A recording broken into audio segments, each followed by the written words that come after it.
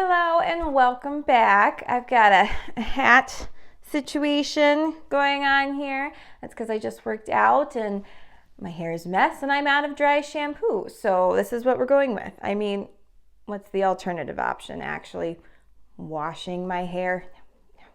We're not going to do that. So I hope everyone has been enjoying this first week of the challenge. Hopefully you're starting to implement some of these lifestyle changes into your daily routine. Hopefully by now everyone has gotten their handy dandy tracker sheet. Hopefully you're all enjoying one balanced meal a deal. I swear, do you know how many times I read through this for spelling errors and I still made a spelling error? So I thought it would be fun weekly for me to come on here and either sit down and talk with you guys about some tips or motivation, or I could add a workout or yoga video or do a follow along meal prep. Just different things to kind of help bring us together and utilize this platform to really just help each other and hold each other accountable. If there is anything specific you want to see, maybe a video, a certain type of workout, or a certain type of tips or questions you have, just feel free to let me know and I will do my best to make that happen. So to start off with today, I thought we would go over my 5 biggest fitness mistakes so far.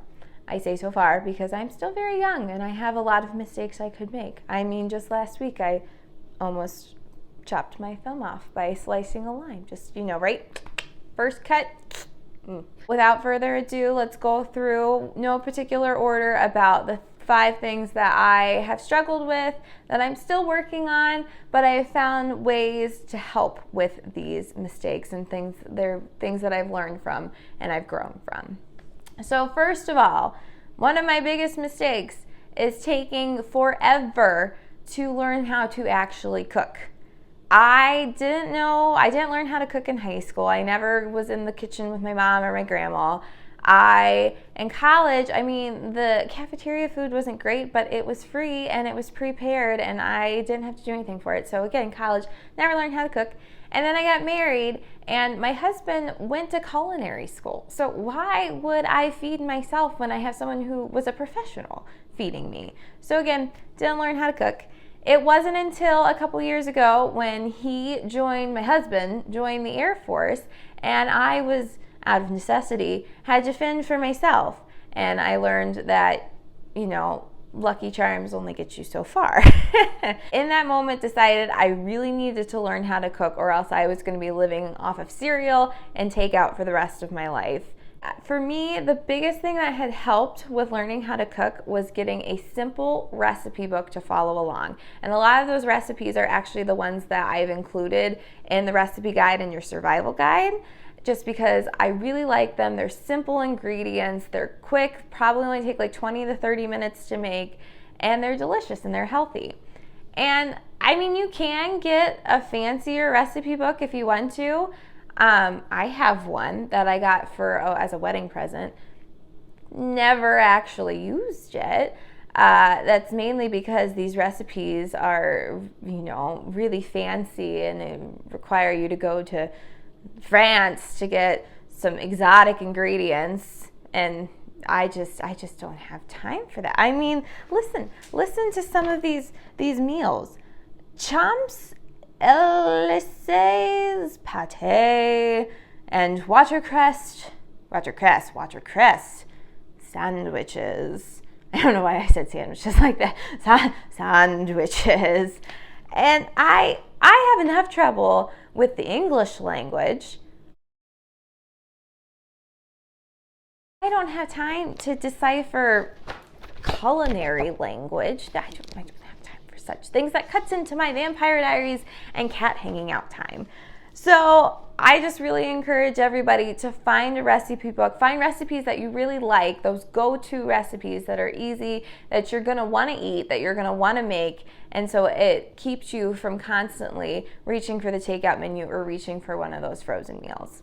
Okay, second biggest mistake, and one that I am still guilty of doing, is trying to go too much too fast with my fitness changes. I have this problem with, I start a workout program and I'm like, okay, I'm going to work out an hour every day and I'm going to run 5 miles every day and I'm going to cook every single meal at home and I'm no more takeout, no more fast food, no more frozen meals, no more treats. And this lasts all about 3 days. And then on that 4th day, I'm like, sitting on the couch ordering pizza and watching scary movies sounds like a really good idea right now. And actually, I'm sure there's, you can burn calories while watching scary movies. I feel like you should be able to. Aha! Watching scary movies can help you burn the calorie equivalent of a small chocolate bar. I know what I'm doing after this. I'm going to get me a chocolate bar and watch Candyman. Seems appropriate. But what I mean is, and it's something that I said in the survival guide, is I don't want you to jump in and do all of these things every day for the next 12 weeks because you're going to burn yourself out. Or especially if you're not used to working out, and if you jump right in and try to do a workout every day, all day, every day, you're probably going to end up injuring yourself. And then you're going to be down for the count for God knows how long. So I think it's just important to work these things in incrementally. So start with one thing you really, really want to focus on. Like for me, my biggest thing was just getting back into working out because my goal over the next few weeks is to get stronger. You shouldn't try to do everything all at once because you're most likely going to set yourself up for failure. So my third biggest mistake, which I think a lot of women have fallen into this trap. I think it's one that a lot of us think is the only way to lose weight, is by cutting your calories too drastically. So I know I've done this in the past where I've wanted to lose weight really quickly, and so I cut my calories down to just minuscule amounts. And that doesn't ever work out for anyone. It's not sustainable. And if you think about it, so say you really want to lose weight over these next 12 weeks. So you cut your calories to, say, 800 calories a day. I would be surprised if you ate that low for that long, because after a day of eating 800 calories, I would just be in a bad mood. But so say for the next 12 weeks, you eat 800 calories. You're going to lose weight. You're going to lose fat, but you're also going to lose muscle as well. And you're also going to slow that metabolism.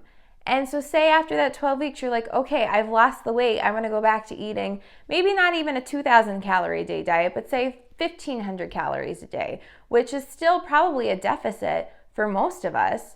But your body is so accustomed to eating that 800 calories a day that once you eat 1,500 calories a day, which is more sustainable, but again, still a low number, you're going to gain all that weight back. And so it's just going to undo all the hard work that you've just put in. So again, consistency. Just be in a very small calorie deficit. Slow and steady wins the race. The next biggest mistake I make is, I'm trying to think how to word this, trying to do things I don't want to do, which a lot of this list might be that for you. But what I mean is implementing things into my lifestyle that are healthy, but maybe not something that I enjoy. For example, I used to think the only way to work out, the only healthy way to work out, was to do it first thing in the morning at 4 a.m. before my day shift. I did that a grand total of 1 time and never did it again. And so maybe for you, you have it in your brain that to be healthy, to work out, you have to be a runner or you have to go to the gym. When really, if you don't want to run, don't run. Find a different type of cardio you like. If you don't want to go to the gym, that's fine. There are plenty of home workout videos that you can do. And the same goes for food. For me, I am constantly buying carrots and never eating them because they never sound good. But I still buy them every week and they go bad and I toss them because I buy them because they got that beta carotene and riboflavin and probably other things that are very, very important. but I just really don't like carrots that much. Not in a box, not with a fox, not in a house, not with a mouse. I would not eat them here or there. I would not eat them anywhere. I would not eat orange carrots and ranch. I do not like them, Sam I am. What do you think about that, Sam?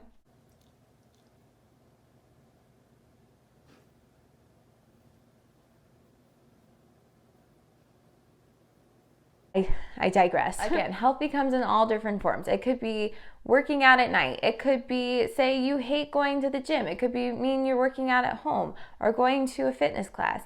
It could mean eating sweet potatoes and kale and just forgetting about carrots. I'm really ragging on carrots. I don't mean to. I don't hate carrots. It's not my go-to snack when I really got a hankering for something. Just do what works best for you. Find the habits and the healthy habits that you're going to stick to. Again, consistency. All right, and the last and final mistake that I am terrible about making, and I think a lot of people are too, is not knowing when to ask for help. A perfect example of this is when I was in college. I remember there was a specific room dedicated to the varsity athletes where they could train, and it was filled with free weights and barbells and just all the fancy equipment for weightlifting. And I would just sit on the elliptical and I would just watch the athletes go in, and I would just be so envious because I just thought they looked so cool and it looked so much fun. And I'd see the volleyball girls lifting heavy weights and the soccer girls doing heavy squats. And I just, I wanted to do those things too. And guys, I was a varsity athlete. I was on the tennis team. I could have used that room. But I was terrified of making a complete ass of myself and going in there, and I had no idea what to do. I had no idea how to properly do a barbell squat. I didn't know what kind of exercises you could do with these fancy pantsy dumbbells. And so I would just stick to my elliptical training. I'd go back and grind my ice cream, rinse, cycle, repeat. And even then, after I left college and I got married, and me and my husband, we would go to the gym together. Again, I'd go in my treadmill and I'd watch him go off into the weight land, and I would just enviously stare at him thinking, I could maybe one day lift weights, but I was too scared. And it wasn't until my husband finally offered to take me and show me how to use the weights that I finally got to do something that I had been wanting to do for years now. So it was one of those things where I probably could have learned to weightlift, be a weightlifter back when I was in college if I would have just asked somebody how to use this room, how to use this equipment, but I was too scared.